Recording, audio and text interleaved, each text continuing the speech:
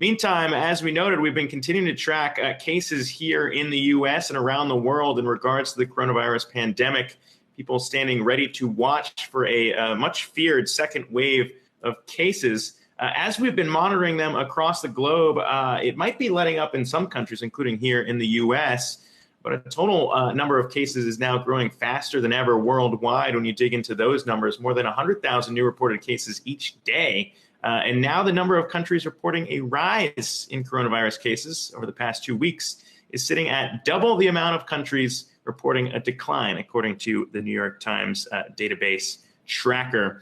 For more on that, though, I want to bring on our next guest. That would be Dr. Brian Garibaldi, Johns Hopkins Biocontainment Unit Medical Director, joins us now. And Dr. Garibaldi, when we look at that, we'll get into the international data in a second, but I want to start with the tick higher we're seeing play out right now in Florida, because yesterday that state recorded its largest number of new cases since mid-April, a jump of more than 1,300 cases. So what do you make of that and the potential fears of a second wave? Well, hey, Zach, thanks for having me back on. I think we have to be careful with the day-to-day changes in numbers, because there's lots of different things that affect when positive tests are reported. And so, I do think we have to be mindful of these trends and just recognize that there are, about a third of the country is on the rise, about a third of the country is kind of staying flat, and about a third of the country, thankfully, is coming down. And I really think we have to think about the country not as just one nation in terms of the infection, but really looking at these local trends. And so I think we just have to keep a close eye on particularly the states that had opened up a little bit earlier and make sure that this is not the beginning of a rise or another bump in infections in Florida and other states that are on the rise. Yeah, and when we talk about responding to those ticks higher in cases, it's interesting because we got the update from the CDC director, Robert Redfield, today, telling House lawmakers that still the CDC is underprepared. The U.S. is underprepared for pandemic threats. So if that's the case, it doesn't sound reassuring that we would be in a good position to respond to a rise in cases here. What's your take in terms of maybe how we haven't been doing as much as we could have been in the interim months after we saw cases start to decline in terms of preparing for what could come? Yeah, I think we have to be really careful to not, take our foot off the gas pedal in areas that are on the way down. Even in New York, which was our hardest hit area of the country, it's estimated from some studies that only 10 to 15% of the population was actually had the virus. And so, it won't take much to rekindle a spark in a densely populated area as we start opening up. And so I think we really need to build that local capacity to recognize where there might be new hotspots and to really be flexible in terms of how we approach opening things like businesses, but also, outdoor activities for the summer, community organizations that are organizing summer camps. And obviously the big question on everyone's mind is, what do we do with school in the fall? And I think that really is going to have to be a local decision based on what's happening in the community and whether or not it's appropriate to go back to full classes the way that we had, or if there's a staged approach. Or, I'm on the committee for my kids' school to help advise opening, and we're still struggling with, what are the metrics we're going to use to decide how to bring back students. Who do we prioritize? If it's the lower students that come back earlier because they benefit more probably from in-person learning. I think those are some big questions that the entire country is faced with right now. Yeah, I wanted to ask you about that because Dr. Anthony Fauci was asked about that in an interview with CNN yesterday. We're commenting on exactly that, when we should be opening schools here in the U.S., thinking about what the timeline looks like. He seemed to be,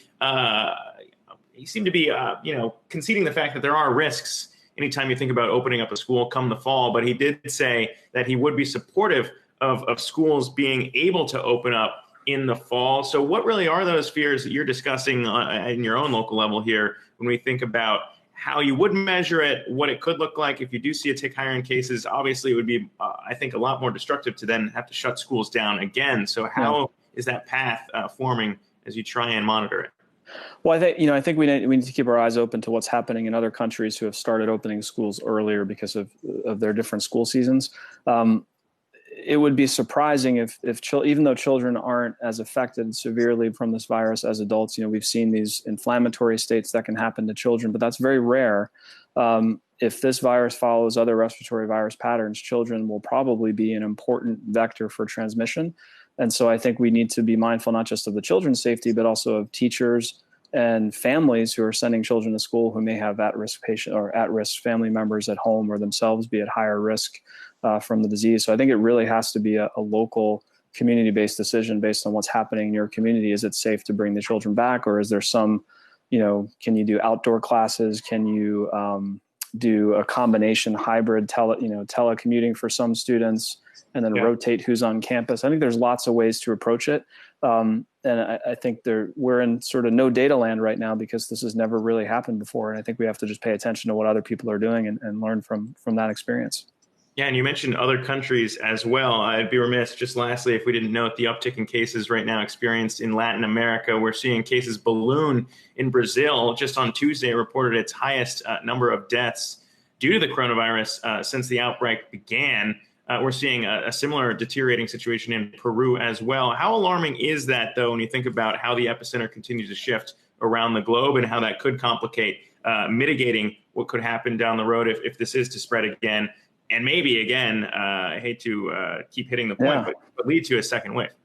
Well, I think it's really important to pay attention to what's happening in other countries because this is a global phenomenon, right? If there are hotspots of this virus in the world, until there's a vaccine, that will always represent the possibility of creating further hotspots in other nations and spreading back to the United States. So I think this is a global problem, even though we're talking about it in terms of the local and community responses that we have to do on a local level in the United States. This is a global problem, and I think we need to continue to be at the forefront of helping to drive the science to understand this, but also to help support other countries who don't have the robust infrastructure that we have. And even with the infrastructure that we have, we've seen how we've become the epicenter of the world for this virus with a majority of the deaths and a majority of the cases. So I think we're all worried about what's going to happen with countries that don't have that infrastructure in place. Yeah, and we're seeing that play out now in Latin America. But Dr. Brian Garibaldi, Johns Hopkins Biocontainment Unit Medical Director, appreciate you taking the time as always. Thanks for having me on. Stay safe, everyone.